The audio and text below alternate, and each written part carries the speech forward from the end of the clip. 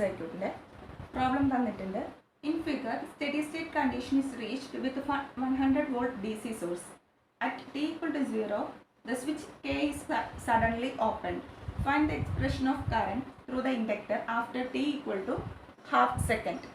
അപ്പോൾ നമുക്കൊരു സർക്യൂട്ട് തന്നിട്ടുണ്ട്. അപ്പോൾ ഇതാണ് നമ്മുടെ സർക്യൂട്ട്. ഈ സർക്യൂട്ടിൽ രണ്ട് റെസിസ്റ്റൻസസ് 40 ഓമിൻ്റെയും പിന്നെ ഒരു 4 ഹെൻറി ഇൻഡക്ടറും ഉണ്ട്, പിന്നെ ഒരു 100 വോൾട്ട് DC സപ്ലൈ ഉണ്ട്. അപ്പോൾ ആദ്യം തന്നെ കണ്ടീഷൻ തന്നിരിക്കുന്നത് steady state condition is reached with 100 volt DC source. അത് കഴിഞ്ഞിട്ടാണ് പറഞ്ഞിരിക്കുന്നത് at t equal to 0 switch K എന്ന് പറയുന്നത് സഡൻലി നമ്മൾ ഓപ്പൺ ചെയ്തു. സോ അപ്പോൾ ആദ്യത്തെ കണ്ടീഷൻ അത് എന്തായിരുന്നിരിക്കും? Switch is closed ആയിരുന്നുണ്ട്.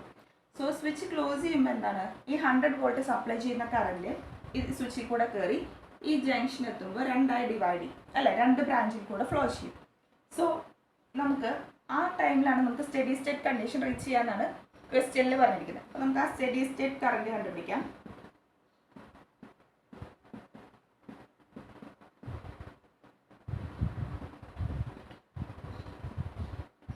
Capital I equal to എന്താണ് നമ്മുടെ ഇക്വേഷൻ ആയിരുന്നത്? V/R ആണ്.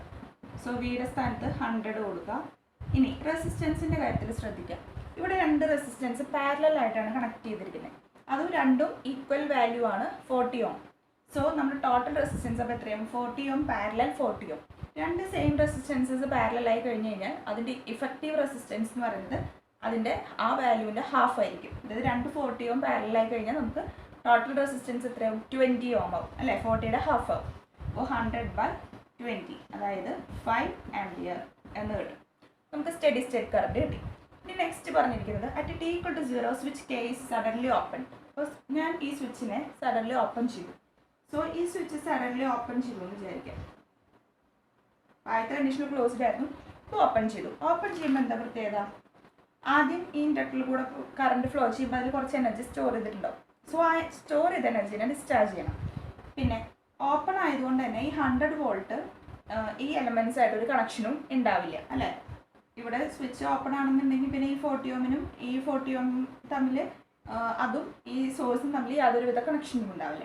സോ ആ ടൈമിൽ നമ്മുടെ കറണ്ടിനാണ് നമ്മൾ ട്രാൻഷൻ റെസ്പോൺസ് പറയുക, അല്ലേ? സ്വിച്ച് ക്ലോസ്ഡ് ആയിരുന്ന സ്വിച്ചിനെ ഇപ്പോൾ നമ്മൾ സഡൻലി ഓപ്പൺ ചെയ്യുമ്പോൾ സഡൻ ചേഞ്ച് ആണ് ഉണ്ടാകുന്നത്. സോ ആ സഡൻ ചേഞ്ച് കാരണം അതിൽ എന്തുണ്ടാവും? ഒരു ട്രാൻഷൻ റെസ്പോൺസ് ഉണ്ടാവും. സോ ആ ട്രാൻഷൻ റെസ്പോൺസുള്ള I എന്ന് പറയുന്നത് എത്രയായിരിക്കും? അപ്പോൾ നമുക്ക് ടോട്ടൽ കറണ്ടാണ് എത്ര ഉണ്ടായിരുന്നത്? 5 ആംപിയർ ഉണ്ടായിരുന്നു. സോ ആ 5 ആംപിയർ ഈ 100 വോൾട്ട് ഈ സർക്യൂട്ടിൽ സപ്ലൈ ചെയ്യുന്ന ടോട്ടൽ കറണ്ടാണ്. ഇപ്പോൾ ഇവിടെ രണ്ട് പാരലൽ ബ്രാഞ്ചസ് ഉണ്ട്.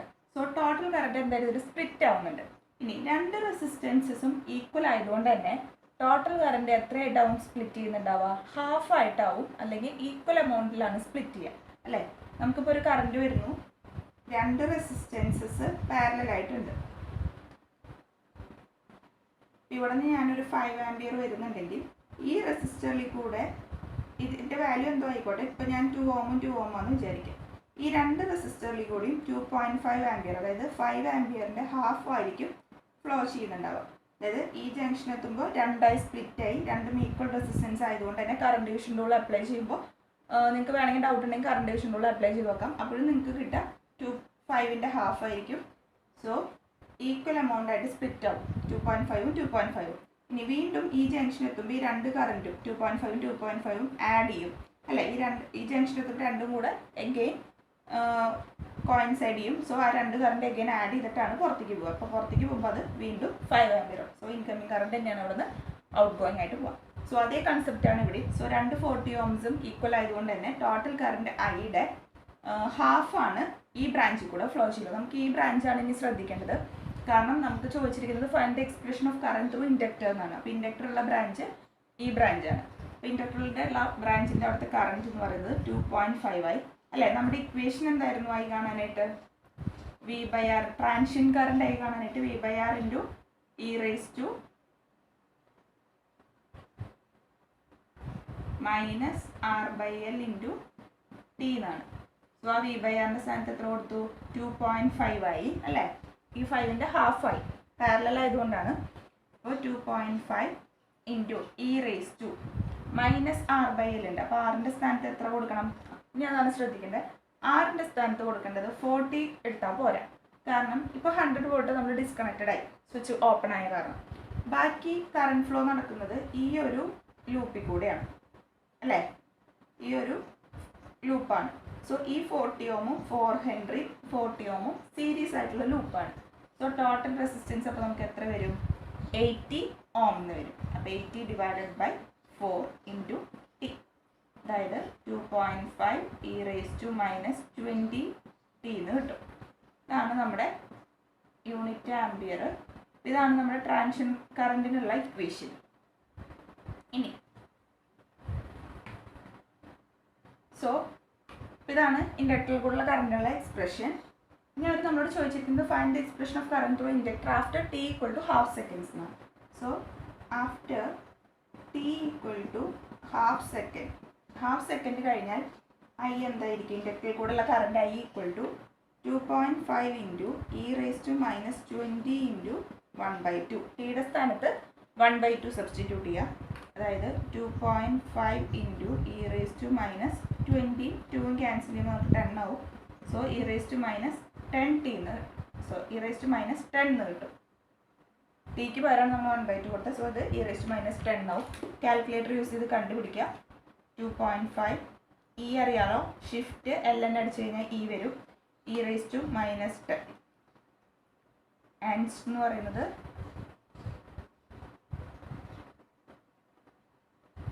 1.13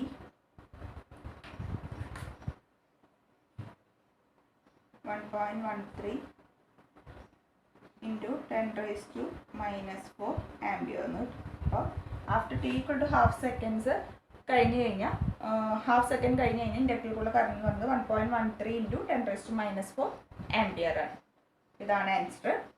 അപ്പോൾ ഈ പ്രോബ്ലം എല്ലാവർക്കും മനസ്സിലായിട്ടുണ്ടാവും വിചാരിക്കുന്നു. സിമ്പിൾ പ്രോബ്ലം ആണ്.